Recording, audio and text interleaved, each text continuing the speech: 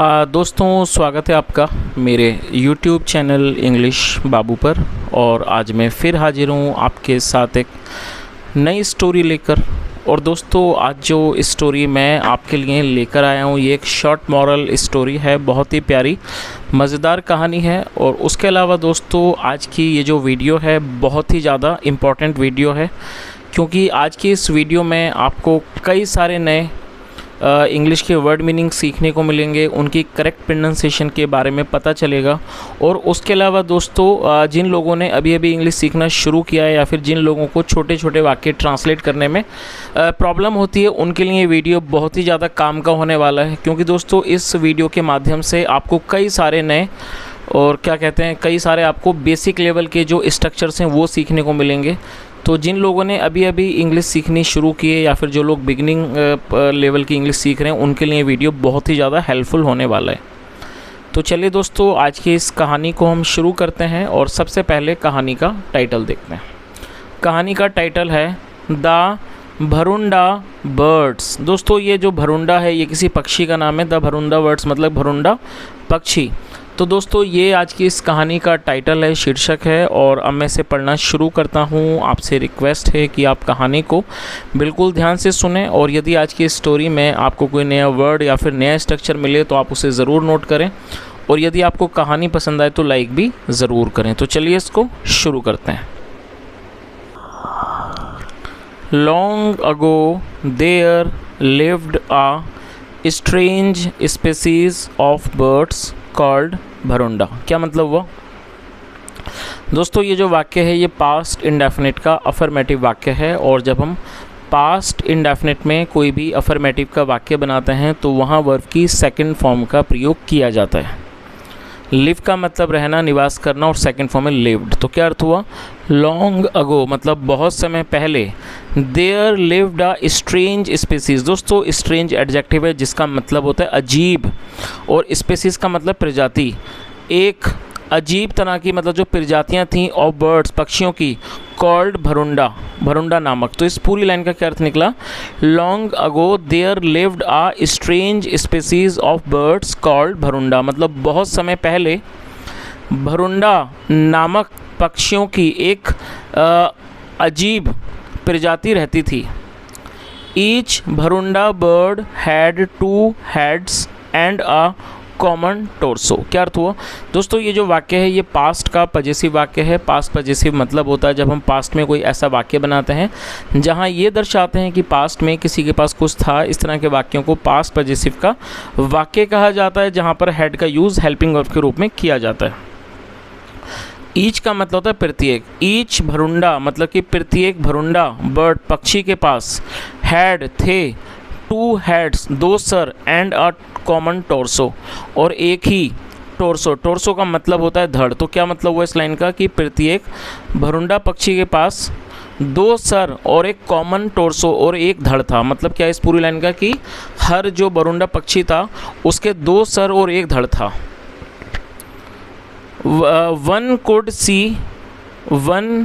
see many such birds perching on the branches of all trees. दोस्तों, perch मतलब बैठना। तो क्या अर्थ हुआ? One could see many such birds मतलब कोई भी इस तरह के कई पक्षियों को देख सकता था बैठे हुए on the branches of the tall trees मतलब लंबे ऊंचे पेड़ों की शाखाओं पर बैठे हुए। तो इस पूरी लाइन का क्या अर्थ हुआ कि कोई भी इस तरह के पक्षियों को लंबे पेड़ों की टहनियों पर, शाखाओं पर बैठे हुए देख सकता था। आगे देखिए।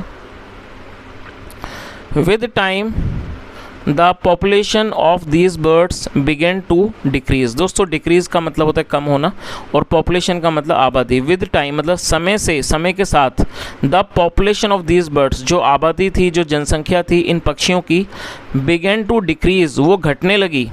एंड एट लास्ट और अंत में only 1 such bird was left. और दोस्तों, लेफ्ट का मतलब होता है बचे हुए रह जाना, और अंत में सिर्फ एक ही इकलौता पक्षी बचा हुआ रह गया। चलिए आगे देखिए। Let us know how the last Bharunda bird died and the species became extinct. तो क्या अर्थ हुआ? लेट अस नो चलो हम जानते हैं। How the last Bharunda bird died की आखिरी भरुंडा पक्षी की मृत्यु कैसे हुई। डाई मतलब बनना और second died. And the species became extinct. दोस्तों एक्सटिंक्ट का मतलब होता है विलुप्त, और ये एडजेक्टिव है, आप इसे नोट कर लीजिए। और किस तरह से जो ये प्रजाति थी वो विलुप्त हुई, तो इस पूरी लाइन का क्या अर्थ निकला, let us know how the last Bharunda bird died and the species became extinct. चलो जानते हैं किस तरह से आखिरी भरुंडा पक्षी की मृत्यु हुई और जो प्रजाति थी वो विलुप्त हो गई। आगे देखिए, वन डे, एक दिन, the last Bharunda bird was looking around for food. दोस्तों ये जो वाक्य है ये पास्ट कॉन्टिन्यूस का वाक्य है। पास्ट कॉन्टिन्यूस मतलब जब हम पास्ट में कोई ऐसा वाक्य बनाते हैं जहाँ वाक्यों की टेल पर रहा था, रहती जैसे शब्द होते हैं। और पास्ट कॉन्टिन्यूस में वॉज या वर्ग का प्रयोग हेल्पिंग वर्ब के रूप में किया जाता है, साथ में फोर्थ फॉर्म लगाई जाती है। तो क्या अर्थ हुआ, वन डे, एक दिन, द लास्ट भरुंडा बर्ड मतलब कि आखिरी भरुंडा पक्षी, was looking around for food, वो इधर उधर खाने के लिए ढूंढ रहा था, खाना ढूंढ रहा था। It was autumn. दोस्तों ऑटम का मतलब होता है शरद ऋतु, उसे ऑटम कहा जाता है। ये एक तरह का ये एक ऋतु है।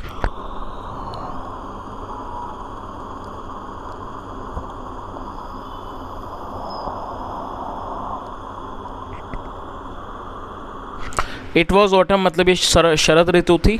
And there were very few leaves on the trees, और पेड़ों पर बहुत ही कम पत्ते थे। Food was scanty. दोस्तों स्कैंटी को आप नोट कर लीजिए, एडजेक्टिव है जिसका मतलब होता है अल्प मात्रा में, कम। फूड वॉज स्कैंटी, और जो खाना था वो अल्प मात्रा में था, मतलब खाना कम था। While wandering. दोस्तों वॉन्डर मतलब इधर उधर घूमना, भटकना। वाइल वॉन्डरिंग मतलब घूमने के दौरान, भटकने दौरान। The left head of the bird, जो लेफ्ट हैड था मतलब जो बायां सर था ऑफ द बर्ड पक्षी का, सॉ अ रेड बेरी। उस, और दोस्तों ये जो वाक्य ये सी पास्ट इंडेफिनिट का पास्ट इंडेफिनिट का वाक्य है। और जब पास्ट इंडेफिनिट में कोई भी अफर्मेटिव का वाक्य बनाते हैं तो सेकंड फॉर्म का यूज़ करते हैं। सी मतलब देखना, सेकंड फॉर्म सॉ। तो क्या अर्थ हुआ, the left head of the bird मतलब कि पक्षी के बाएं सर ने देखा अ रेड बेरी, एक लाल बेरी को, लाल जामुन को देखा, ऑन द ग्राउंड ज़मीन पर। इट पिक्ड द बेरी, और उसने उस बेर को मतलब उस जामुन को उठा लिया। पिक मतलब उठाना। तो इस पूरी लाइन का क्या अर्थ हुआ कि इधर उधर भटकने के दौरान, while wandering, the left head of the bird saw a red berry मतलब कि पक्षी के बाएं सर ने एक लाल जामुन को देखा, ऑन द ग्राउंड ज़मीन पर। इट पिक्ड द बेरी, उसने जामुन को उठा लिया। Give me half of it set the right had, और जो राइट हैड था मतलब जो दायां सर था उसने क्या कहा, give me half of it, मुझे इसका आधा दो। नो नहीं, आई हैव फाउंड इट। दोस्तों ये जो वाक्य है ये प्रेजेंट परफेक्ट का वाक्य है। प्रेजेंट परफेक्ट मतलब वर्तमान में किसी क्रिया का पूरा होना, पाया जाना, जहाँ हैज़ एफ के साथ थर्ड फॉर्म का यूज़ किया जाता है। तो उसने क्या कहा, नहीं, आई हैव फाउंड इट, मैंने इसको पाया है, मैंने इसको ढूंढा है। सो इसलिए आई विल ईट इट, मैं इसे खाऊंगा। बट देन लेकिन फिर, इट डज़ नॉट मैटर, इससे फ़र्क नहीं पड़ता, हु ईट्स द बेरी कि जामुन कौन खाता है। It will go to the same stomach only. तो उसने क्या कहा कि इस चीज़ से कोई फ़र्क नहीं पड़ता कि इसे कौन खाता है, लेकिन ये it will go to the same stomach only, और स्टमक मतलब पेट, ये एक ही पेट में जाएगा। तो दोस्तों इस चीज़ का मतलब आप समझ ही गए होंगे। जब उस पक्षी के बाएं सर ने एक लाल जामुन को देखा तो जो दायां था उसने कहा कि मुझे भी दो, लेकिन उसने मना कर दिया। और उसने ये जवाब दिया कि कोई फ़र्क नहीं पड़ता कि कौन इसे खाता है, क्योंकि वो जाएगा तो एक ही पेट में, क्योंकि जो धड़ था वो एक ही है। आगे देखिए, रिप्लाइड द लेफ्ट हैड मतलब कि लेफ्ट हैड ने, बाएं सर ने जवाब दिया। And ate up the sweet berry, और उसने मीठे जामुन को खा लिया। आगे देखिए,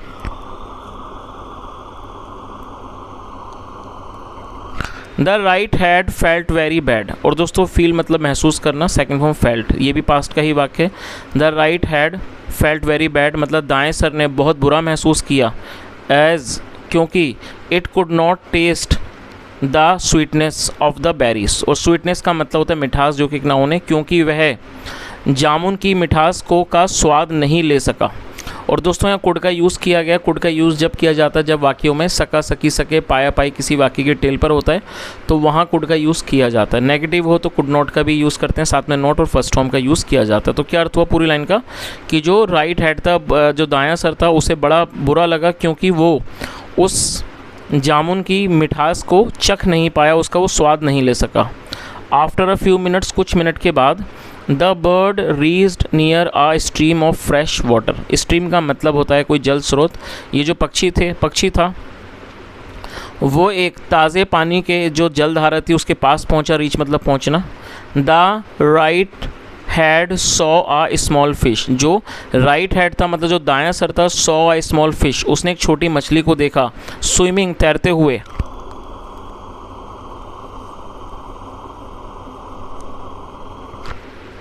नियर द शोर, शोर का मतलब होता है किनारा, किनारे के पास उसने एक छोटी मछली को तैरते हुए देखा। It quickly picked the fish, उसने तुरंत मछली को उठा लिया। विद इट्स बीक, अपनी चोंच से, बीक मतलब चोंच। He give me half of it, cried the left head, जो बायां सर था वो चिल्लाया, मुझे इसमें से आधा दो। नो नहीं, आई वॉन्ट, मैं नहीं दूंगा। और दोस्तों वॉन्ट का मतलब होता है विल नॉट, ये फ्यूचर इंडेफिनिट का नेगेटिव वाक्य है। नो, आई वॉन्ट, नो नहीं, मैं नहीं दूंगा। सेट द राइट हैड, दाएं सर ने कहा, आई पिक्ड इट, मैंने इसको उठाया। So only I will eat it, only I will eat it, इसलिए सिर्फ मैं इसे खाऊंगा। एनीवे, वैसे भी, इट हार्डली मैटर्स, मतलब इससे कोई फ़र्क नहीं पड़ता। हु ईट्स द फिश, की मछली को कौन खाता है। It will go to the same stomach only, ये उसी पेट में, एक ही पेट में जाएगी। इजंट इट, क्या ऐसा नहीं है। रिटोर्टेड द राइट हैड, और दोस्तों रिटोर्ट का मतलब किसी बात का मुंह तोड़ जवाब देना। जो दायां सर था उसने मुंह तोड़ जवाब दिया, उसने रिटोर्ट किया मतलब उसने भी यही बात बोल दी कि इससे कोई फ़र्क नहीं पड़ता कि कौन खाएगा, जाना तो इसे एक ही पेट में है। चलिए आगे देखिए। नाउ अब, it was the left head's turn to feel bad, और अब ये लेफ्ट हैड की मतलब बाएं सर की बारी थी, डन मतलब बारी, टर्न मतलब बारी, टू फील बैड बुरा महसूस करने की। तो इस पूरी लाइन का क्या अर्थ निकला कि अब बुरा महसूस करने, मतलब कि जो बुरा महसूस करने की जो बारी थी वो बाएं सर की थी। आफ्टर बाथिंग, बाथ मतलब नहाना, स्नान करने के बाद, नहाने के बाद, एंड ड्रिंकिंग वाटर, वो पानी पीने के बाद, the bird flew to a nearby tree, जो पक्षी था वो उड़कर चला गया। फ्लाई मतलब उड़ना, सेकंड में फ्लू, उड़कर चला गया। To a nearby tree, एक नज़दीकी पेड़ पर। टू स्लीप, सोने के लिए। इन हिज नेस्ट, अपने घोंसले में सोने के लिए चला गया। वाइल, जबकि, the right head closed its eyes to sleep, जो दायां सर था, क्लोज्ड इट्स आइज़, उसने अपनी आंखों को बंद कर लिया, टू स्लीप, सोने के लिए। The left head began to sing loudly, और जो लेफ्ट हैड था, बायां सर था, बिगेन वो टू सिंग लाउडली, वो ज़ोर ज़ोर से गाने लगा। सिंग मतलब गाना, और लाउडली मतलब ज़ोर से, वो ज़ोर से गाने लगा। स्टॉप सिंगिंग, गाना बंद करो। As you are disturbing me, क्योंकि तुम मुझे डिस्टर्ब कर रहे हो, क्योंकि तुम मुझे तंग कर रहे हो, परेशान कर रहे हो। कंप्लेंड द राइट हैड, जो दाएं सर था उसने शिकायत की कि गाना बंद करो। As you are disturbing me, क्योंकि तुम मुझे परेशान कर रहे हो, तंग कर रहे हो। It is my mouth, my tongue and my voice, तो उसने क्या जवाब दिया। इट इज़ माई माउथ, ये मेरा मुंह है, माई टंग मेरी ज़ुबान, एंड माई वॉइस और मेरी आवाज़। I will use them the way I like, मैं इनका इस्तेमाल करूँगा जैसे मैं चाहूँ। द वे आई लाइक मतलब जैसे मैं चाहूँ। रिटोर्टेड द लेफ्ट हैड, बाएं सर ने मुंह तोड़ जवाब दिया। इनफ इज़ इनफ, दोस्तों आप इसे नोट कर लीजिए, ये एक फ्रेज़ है जिसका अर्थ होता है हद की भी हद होती है, हर चीज़ की हद होती है, तो ये एक फ्रेज़ है। तो उसने क्या कहा, इनफ इज़ इनफ, मतलब कि हद की भी हद होती है। क्राइड द राइट हैड, जो दायां सर था वो चिल्लाया। I can't bear it any longer, sorry दोस्तों उसको बियर नहीं बेयर पढ़ेंगे, बाई मिस्टेक मैंने इसको बियर पढ़ा, इसको बेयर पढ़ेंगे, और बेयर का मतलब होता है सहन करना, बर्दाश्त करना। तो उसने क्या कहा, I can't bear it any longer, मैं इसे अब और बर्दाश्त नहीं कर सकता। स्टॉप सिंगिंग, गाना बंद करो, और या वरना I will throw you down, वरना मैं तुम्हें नीचे फेंक दूंगा। थ्रो मतलब फेंकना, तो उसने क्या कहा कि गाना बंद करो वरना मैं तुम्हें नीचे फेंक दूंगा। Want the right had, want मतलब चेतावनी देना, दाएं सर ने चेतावनी दी कि गाना बंद करो वरना मैं तुम्हें नीचे फेंक दूंगा। You will throw me down, तुम मुझे नीचे फेंकोगे। वेट, इंतज़ार करो। I will throw you down, मैं तुम्हें नीचे फेंकूँगा। Said the left head angrily, angrily का मतलब होता है गुस्से से, ये एडवर्ब है। तो जो बायां सर था उसने गुस्से से कहा।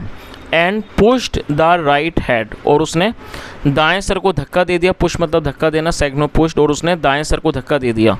दस, इस तरह से, a fight began between the two heads, और इस तरह से दो सरों के बीच में, बिटवीन मतलब बीच में, दो सरों के बीच में एक लड़ाई शुरू हो गई।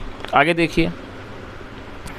Mean while the bird lost its balance, दोस्तों मीन वाइल मतलब दौरान होता है, और ये जो वाक्य है ये भी पास्ट का ही वाक्य है। लूज़ का मतलब खोना, गंवाना, सेकंड फॉर्म में लॉस्ट। तो क्या अर्थ हुआ मीन वाइल इस दौरान the bird lost its balance, मतलब इस दौरान पक्षी ने अपना संतुलन खो दिया and fell on the ground, और ज़मीन पर गिर गया। आगे देखिए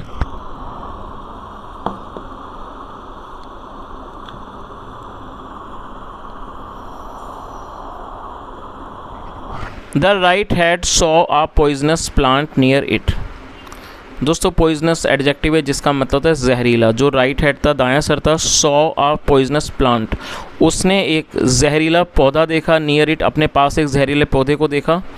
to teach the left head a lesson, क्या अर्थ हुआ? टू टीच मतलब सिखाना पढ़ाना, to teach the left head a lesson मतलब बाएं सर को एक सबक सिखाने के लिए इट प्लग्ड अ फ्रूट, उसने एक फल तोड़ लिया, फ्रॉम द प्लांट, पौधे से उसने एक फल तोड़ लिया, एंड एट इट, और दोस्तों ईट मतलब खाना और सेकंड फॉर्म है एट, नोट कर लीजिए, एंड एट इट, और उसको खा गया, इन अ हरी जल्दबाजी में, सून जल्दी ही, the poison from the fruit, जो पॉइजन था जहर था फ्रॉम द फ्रूट फल में से, बिगेन टू स्प्रेड, वो फैलने लगा, स्प्रेड मतलब फैलना, इन द होल बॉडी पूरे शरीर में, ऑफ द बर्ड पक्षी के। तो इस पूरी लाइन का क्या अर्थ निकला कि जल्दी ही जो फल में से जो पॉइजन था जहर था, began to spread in the whole body, वो पूरे शरीर में, पक्षी के पूरे शरीर में फैलने लगा।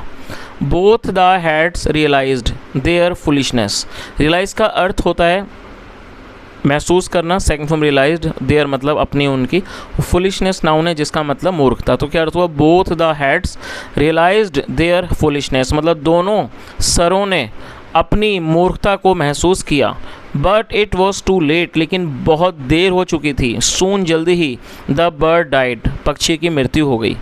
दस इस प्रकार से, द एनमिटी, दोस्तों आप इस वर्ड को नोट कर लीजिए, एनमिटी नाउन है जिसका मतलब होता है शत्रुता, दुश्मनी।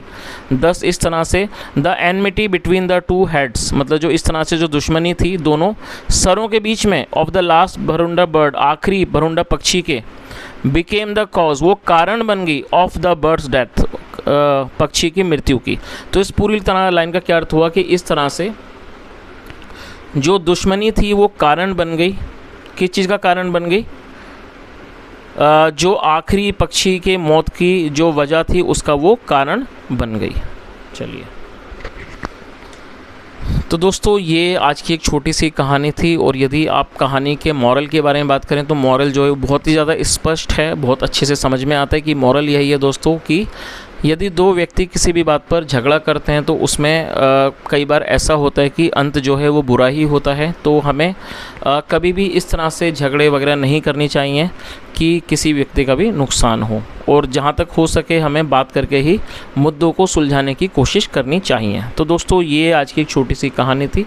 यदि आपको कहानी पसंद आई हो, मेरा पढ़ाने का प्रयास अच्छा लगा हो, तो आपसे रिक्वेस्ट है आप वीडियो को लाइक करें, शेयर करें, चैनल को ज़रूर सब्सक्राइब करें, और कोई भी सुझाव हो तो कमेंट में ज़रूर बताएं। सुनने के लिए thank you so much, have a nice day and bye.